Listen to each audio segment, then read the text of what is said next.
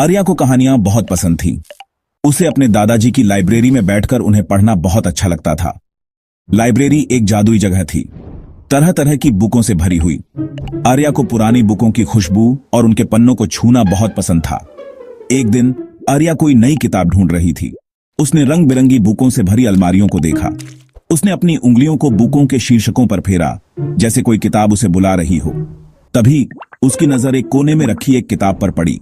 यह चमड़े से बंधी हुई थी और उस पर चांदी का एक बड़ा सा ताला लगा हुआ था। आर्या ने सावधानी से किताब को बाहर निकाला। यह जितना उसने सोचा था उससे कहीं ज्यादा भारी थी। उसने किताब खोली। इसके पन्ने अजीबोगरीब निशानों और सुंदर चित्रों से भरे हुए थे। आर्या ने पहले कभी ऐसा कुछ नहीं देखा था। जैसे ही आर्या ने एक निशान को छुआ, किताब चमकने लगी। एक गर्म रोशनी से पूरा कमरा भर गया। आर्या ने एक अजीब सी खिंचाव महसूस की, जैसे कोई उसे अपनी ओर खींच रहा हो, और फिर सब कुछ अंधेरा हो गया। जब आर्या ने अपनी आंखें खोलीं, तो वह लाइब्रेरी में नहीं थी। वो एक जंगल में थी, जहां ऐसे फूल और पेड़ थे जो उसने पहले कभी नहीं देखे थे। हवा में एक अजीब सी ऊर्जा थी। हल्की हवा दालचीनी और जंगली फूलों की खुशबू लेकर आ रही थी। आर्या थोड़ी डरी हुई थी, पर साथ ही उत्साहित भी थी। यह बिल्कुल उसकी बुकों की कहानियों जैसा था। उसे अपनी किताब याद आई और उसने उसे कसकर पकड़ लिया। यह अभी भी हल्की सी चमक रही थी और वह इसका जादू महसूस कर सकती थी। पेड़ के पीछे से बड़े बड़े कानों वाला एक छोटा सा प्यारा जीव झांका। वह अपनी नाक सिकोड़ता हुआ पास आया। स्वागत है, उसने चीख कर कहा। मैं पिप हूं, इस किताब का प्रोटेक्टर। किताब ने तुम्हें चुना है आर्या। इस दुनिया को तुम्हारी जरूरत है।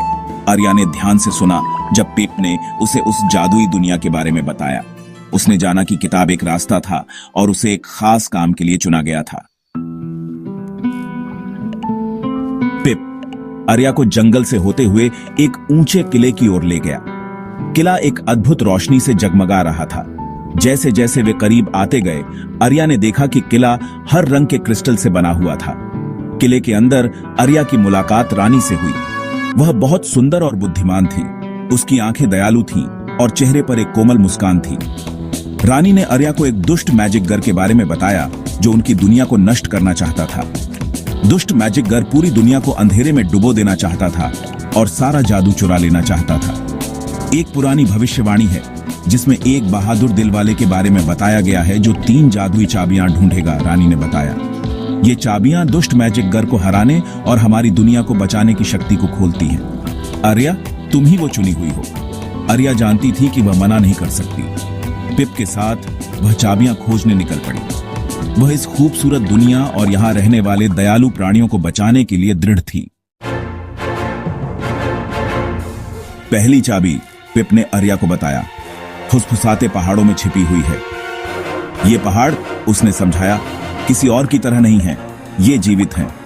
ये पहेलियों में बात करते हैं और केवल वही जो चालाक और धैर्यवान होते हैं उनके रहस्यों को समझ सकते हैं। आर्या और पिप कई दिनों तक सफर करते रहे। घुमावदार रास्तों पर चढ़ते रहे और संकरे पुलों को पार करते रहे। पहाड़ उन पर ऊंचे खड़े थे। उनकी चोटियां धुंध में डूबी हुई थीं। जैसे ही वे चढ़ते गए, आर्या को अजीब आवाजें सुनाई दीं। ऐसा लग रहा था जैसे पहाड़ कराह रहे हों और फुसफुसा रहे हों। अंत में वे एक सफाई पर पहुंचे। पहाड़ की चोटी पर 3 विशाल चेहरे उकेरे हुए थे। उनकी निगाहें आर्या की हरकत पर टिकी हुई थीं। बीच वाला चेहरा गरजा, हमारी पहेलियों का जवाब दो बच्ची, और अपनी योग्यता साबित करो। आर्या ने हर पहेली को ध्यान से सुना। वे बहुत ही पेचीदा थीं, लेकिन आर्या ने अपनी बुद्धि और समझ का इस्तेमाल करके उन्हें सुलझा लिया। हर सही जवाब के साथ पहाड़ का एक हिस्सा चमकता और गायब हो जाता, जिससे आगे का रास्ता खुल जाता। अंत में आर्या चोटी पर पहुंची, जहां काई के एक छोटे से बिस्तर में एक छोटी सी चांदी की चाबी रखी हुई थी। भाग 5, राक्षस का दिल। दूसरी चाबी, पिप ने बताया, फुसफुसाते जंगलों में एक भयानक राक्षस द्वारा संरक्षित है। यह राक्षस, उसने कहा, अपनी भयानक दहाड़ और अपने तेज पंजों के लिए जाना जाता है। बहुतों ने इसे हराने की कोशिश की थी, लेकिन कोई भी सफल नहीं हुआ था। आर्या को डर का एक झटका लगा, लेकिन उसे रानी के बहादुरी के बारे में कहे शब्द याद आ गए। उसने एक गहरी सांस ली और पिप के साथ फुसफुसाते जंगलों में प्रवेश किया। पेड़ घने और अंधेरे थे और अजीबोगरीब परछाइयां उनके चारों ओर नाच रही थीं। अचानक उन्हें एक ओग्लुशिटल नया गर्जना सुनाई दी। परछाइयों से एक विशाल टेढ़े मेढ़े जीव निकला। उसकी आंखें लाल चमक रही थीं। आर्या अपने स्थान पर खड़ी रही। हमला करने के बजाय उसने राक्षस से दयालु और कोमल स्वर में बात की। उसे आश्चर्य हुआ। राक्षस शांत हो गया। इसने आर्या से कहा कि वह अकेला और गलत समझा गया था। आर्या ने खुले मन से सुना। उसने महसूस किया कि राक्षस डराने की कोशिश नहीं कर रहा था, यह बस अपनी रक्षा करने की कोशिश कर रहा था। आर्या की दया ने राक्षस के दिल को छू लिया और उसने उसे दूसरी चाबी दी, नाजुक नक्काशी वाली एक सुनहरी चाबी। भाग 6, जगमगाते समुद्र के नीचे। आखिरी चाबी पिप ने आर्या को बताया, जगमगाते समुद्र के तल पर है, जो रहस्यमय सियाई नागिन द्वारा संरक्षित है। सियाई नागिन, उसने समझाया, असीम शक्ति का प्राणी था जो लहरों और धाराओं को नियंत्रित करने में सक्षम था। आर्या और पिप ने तट की यात्रा की। गर्म धूप में समुद्र जगमगा उठा। एक गहरी सांस लेते हुए आर्या ने अंदर गोता लगाया। पानी ठंडा और साफ था। रंग बिरंगी मछलियों के झुंड उनके पीछे पीछे दौड़े जैसे पिप ने रास्ते का नेतृत्व किया। जैसे जैसे वे गहरे उतरते गए, पानी गहरा होता गया। धारा तेज हो गई। आर्या के कपड़े खींच रही थी। तभी जब आर्या को लगा कि वह अब और अपनी सांस रोक नहीं सकती, तो वे एक शानदार मूंगे की चट्टान पर पहुंच गए। केंद्र में एक झिलमिलाते मोती के चारों ओर कुंडलित सियाई नागिन था। सियाई नागिन ने आर्या से बात की। उसकी आवाज पानी में गूंज रही थी। इसने उसके साहस और दृढ़ संकल्प की परीक्षा ली। आर्या ने बहादुर दिल से सियाई नागिन की चुनौतियों का सामना किया। उसने दिखाया कि वह अंतिम कुंजी के योग्य थी, एक कांस्य कुंजी जिसे एक छोटे से सीप से सजाया गया था। भाग 7, दुष्ट मैजिक गर की हार। अपने कब्जे में तीनों चाबियों के साथ आर्या रानी के महल में लौट आई। महल जो कभी उज्जवल और झिलमिलाता था, अब नीरस और बेजान लग रहा था। दुष्ट मैजिक गर की परछाई भूमि पर मंडरा रही थी। आर्या जानती थी कि उसे क्या करना है। उसने रानी के निर्देशों का पालन किया। प्रत्येक चाबी को महल के सबसे ऊंचे टॉवर पर प्राचीन ताले में रखा। जैसे ही प्रत्येक चाबी घूमी, जादू का एक स्रोत भूमि के माध्यम से स्पंदित हुआ।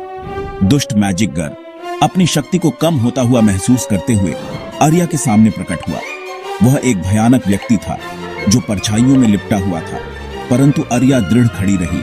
उसका हृदय साहस से भर गया। वह जानती थी कि जादुई दुनिया का भाग्य उसके कंधों पर टिका है।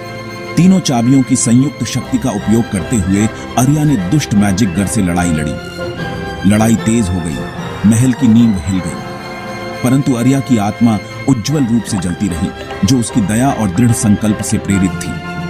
अंत में शुद्ध जादू की वृद्धि के साथ आर्या ने दुष्ट मैजिक गर को जीत लिया। उसे उस अंधेरे में वापस भेज दिया जहां से वह आया था। भाग 8, घर वापसी। दुष्ट मैजिक गर की हार के साथ ही भूमि पर रंग और प्रकाश लौट आया। रानी और उसके लोग आनंदित हुए, आर्या को एक सच्चे नायक के रूप में मनाते हुए। आर्या ने उपलब्धि की भावना महसूस की, लेकिन वह यह भी जानती थी कि उसके घर लौटने का समय हो गया है। पिप उसे वापस उस समाशोधन में ले गया जहां वह पहली बार आई थी। उसने उसे कसकर गले लगाया। उसका फर उसके गाल से सट गया। तुमने हम सबको बचा लिया आर्या, वह फुसफुसाया। आप एक सच्चे हीरो हैं। आर्या ने पिप को वापस गले लगा लिया। वह अपने नए दोस्त और जादुई दुनिया को याद करेगी, लेकिन वह जानती थी कि वह अपने साहसिक कार्य की यादों को हमेशा अपने दिल में संजो कर रखेगी। एक गहरी सांस लेते हुए आर्या ने जादुई किताब से निकलने वाली रोशनी की धारा में वापस कदम रखा। उसके चारों ओर की दुनिया घुल गई। उसकी जगह उसके दादा की लाइब्रेरी के परिचित परिवेश ने ले ली। भाग 9, एक बहादुर दिल। आर्या ने खुद को लाइब्रेरी के फर्श पर बैठा पाया। किताब अभी भी उसके हाथों में जकड़ी हुई थी। चांदी का अखबार उसकी उंगलियों के खिलाफ गर्म महसूस हुआ। उसने अपनी आंखें बंद कर लीं। उस अविश्वसनीय यात्रा को फिर से जी रही थी जो उसने की थी। जब उसने अपनी आंखें खोलीं, तो वह जानती थी कि उसके भीतर कुछ बदल गया है। वह अब केवल आर्या नहीं थी, वह लड़की जिसे कहानियां पसंद थीं। वह आर्या थी, वह लड़की जिसने अपने डर का सामना किया था, एक राक्षस के प्रति दया दिखाई थी और पूरी दुनिया को बचा लिया था। उस दिन से आर्या अपने साथ अपने साहसिक कार्य के सबक लेकर चली। उसने सीखा कि सच्चा साहस निडर होने के बारे में नहीं था, यह एक बहादुर दिल के साथ अपने डर का सामना करने के बारे में था। उसने सीखा कि दया सबसे काले दिलों को भी छू सकती है, और उसने सीखा कि वह जितना सोचती थी उससे कहीं अधिक मजबूत और बहादुर थी। जादुई किताब उसके दादा की लाइब्रेरी में रही, जो उस अविश्वसनीय साहसिक कार्य की याद दिलाती है जिसका उसने अनुभव किया था, और उन मूल्यवान पाठों को जो उसने सीखा था। लेकिन किताब के बिना भी आर्या जानती थी कि जादू उसके भीतर रहता है। जब भी उसे इसकी आवश्यकता होती है, उसे मुक्त करने के लिए तैयार रहता है।